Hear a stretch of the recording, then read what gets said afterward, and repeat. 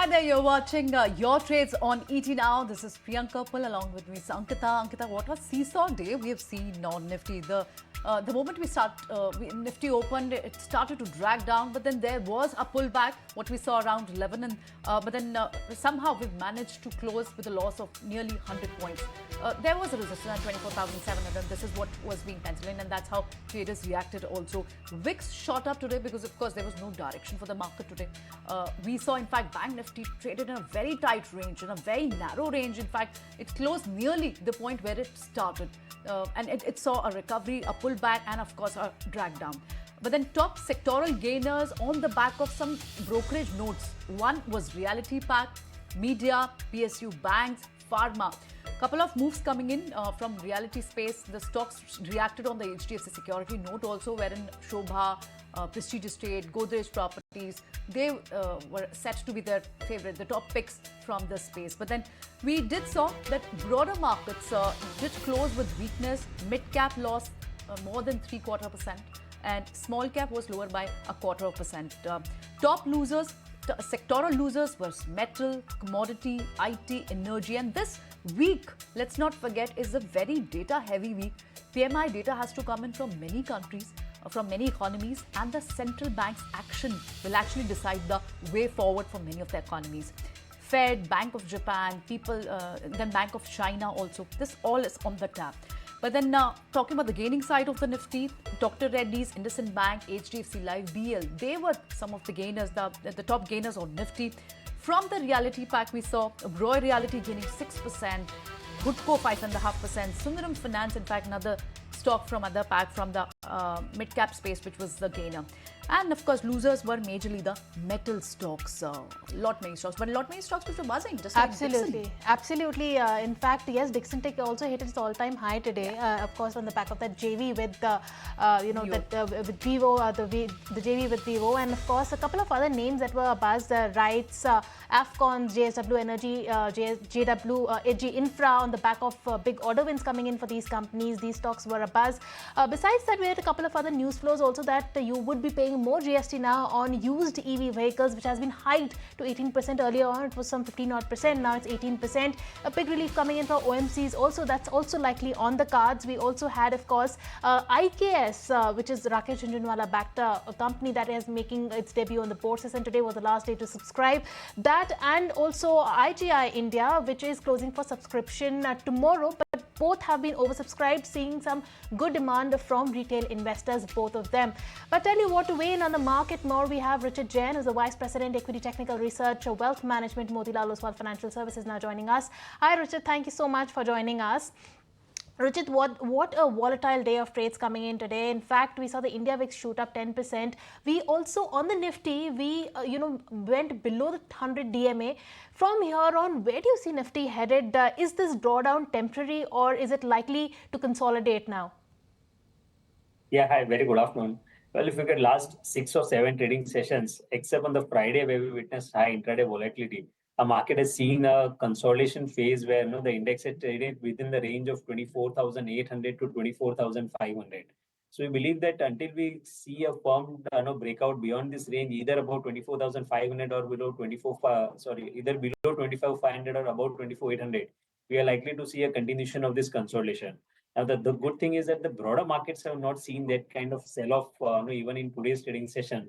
Although Nifty has ended negative, but if you look at the mid-cap and the small-cap index, they were marginally positive, showing a good stock-specific buying interest in the broader markets. So I think one should continue to look for stock-specific opportunities and trade with a positive bias until we get a close below 24,500 mark. And once we see a breakout about 24,800 on the Nifty, then one can expect the next leg of up move in the near term.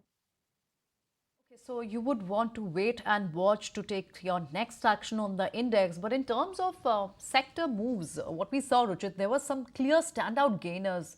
Sectors like reality, EMS, a lot of sub-sectors were gaining and buzzing in trade today. Any specific trades for our viewers? Any specific stocks for our viewers?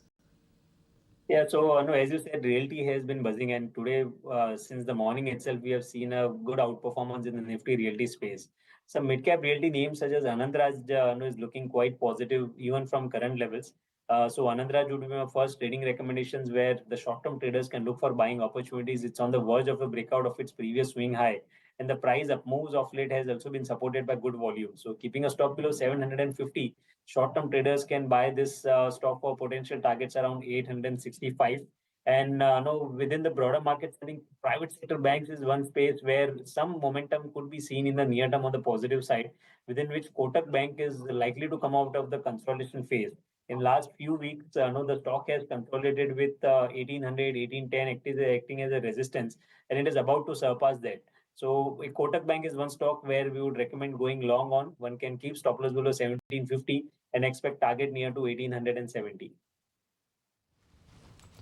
All right, with that, thank you so much, Ruchit. Thank you for joining us and thank you for letting us know your picks. With that, we'll let you go. But a word coming in from the wise, Mihir Vora, the CIO of Trust Mutual Fund, says that the underperformance in consumption is mainly led by the lagging government capex. Let's listen in to his views and understand what the street is expecting from the sector. We are seeing a trend where consumption is still a question mark. While there is some green shoots in some pockets, but overall, if you see the K-shaped nature of the consumption has continued. So we are yet to see a decisive pickup in the lower end consumption. And that's why you do see the markets focusing more on the premium consumption, etc. I think the other reason why the consumption theme is probably underperforming is that markets now expecting the government to get back onto its spending, which was lacking in the first half. If you look at the first half, the state governments as well as the central government capex has been actually flat to negative against the positive 10% plus growth which is expected. So if they are to meet the budget targets, then we should see a lot of activity in ordering in the government-linked sectors like infrastructure, roads, defense, railways, etc. And we are seeing some indications of that. So some of the extra attention of the market is also pulled towards these segments because there is much more visibility. The reason why the government did not probably spend so much in the first half is mostly attributed to election-linked slowdown in decision-making at all levels. But now that we are past the main elections, the central government as well as a couple of key state elections, the government does seem to be getting back on the spending path. So we probably see a lot more action on that side. Okay, so this was Mihir Vora talking about his themes that he's bullish on. Now we'll stay for a short break here. More to come on the other side of the break. Don't go anywhere.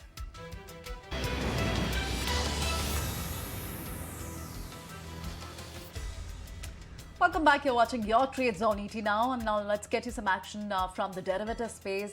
We did saw the volatile moves coming in today, hence the VIX also shot up nearly 7.5%. It was at 14 levels, and a major drag was from the spaces like metals and commodities.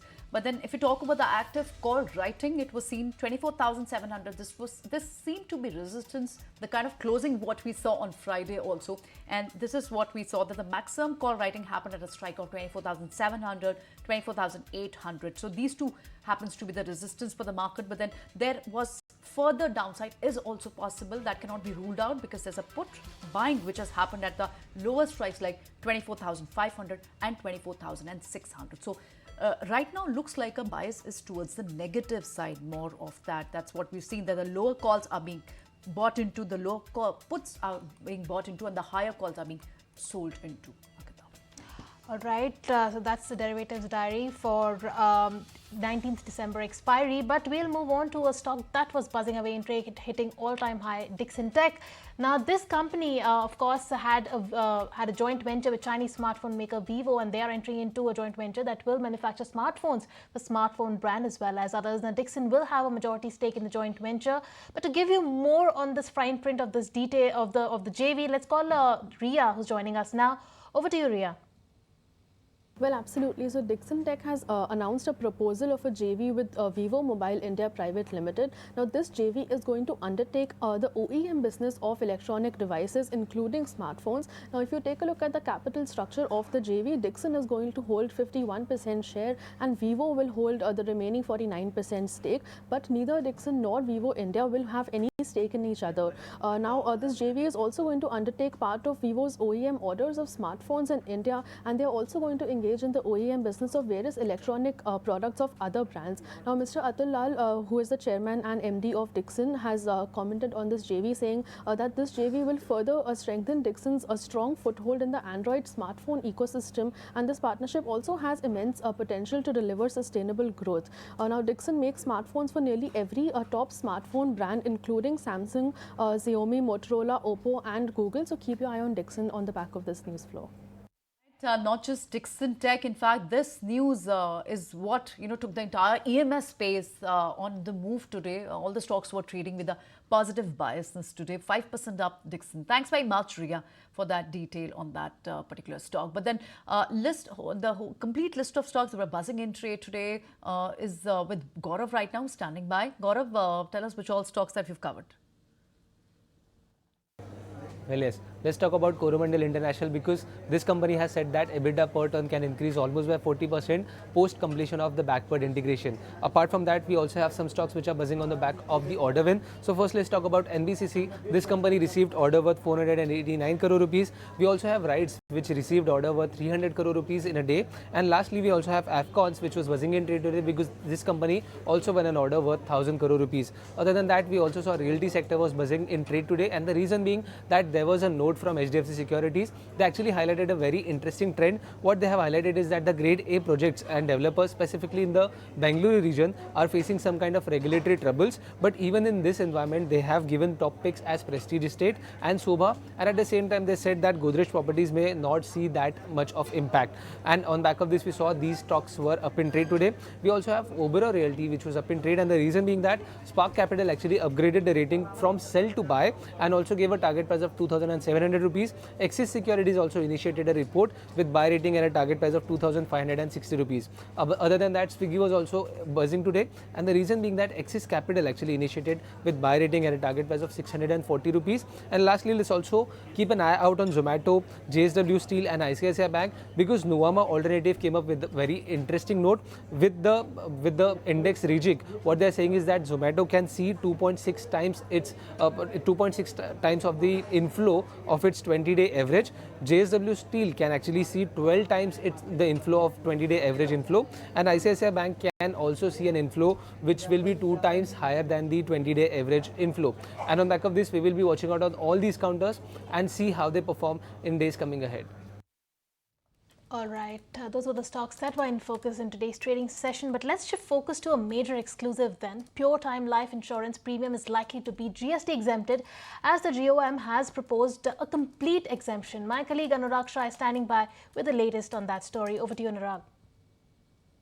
So in last two GST Council meeting, there were expectations about the rate reduction on insurance premium, but it was not, insurance issue was not taken up in the GST Council.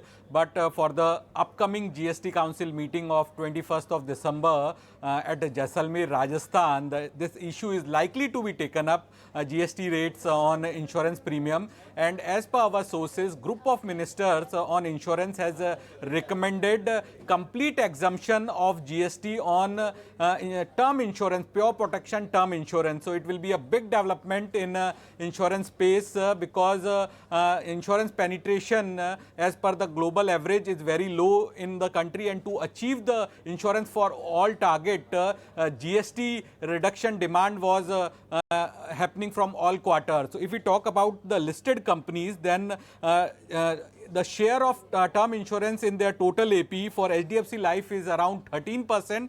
For SBI Life, it's 10%. For ICICI Pru, it's 15%. And for the market leader, LIC, the share of term insurance for pure protection is less than 1% of their total AP as per the FY24 figure. Currently, there is a 18% GST is charged on the term insurance premium, and if it's get exempted, then there will be a relief of 18% for the policy holders who are paying for their term insurance premium. If we see the trend also in last few years, after COVID, there was a hike in term insurance premium, but in last 1 year there is no change in term insurance premium. In fact, companies like ICICI Prudential has reduced the term insurance premium by 10%. So group of ministers on insurance has recommended for the pure protection term insurance plans complete exemption of GST.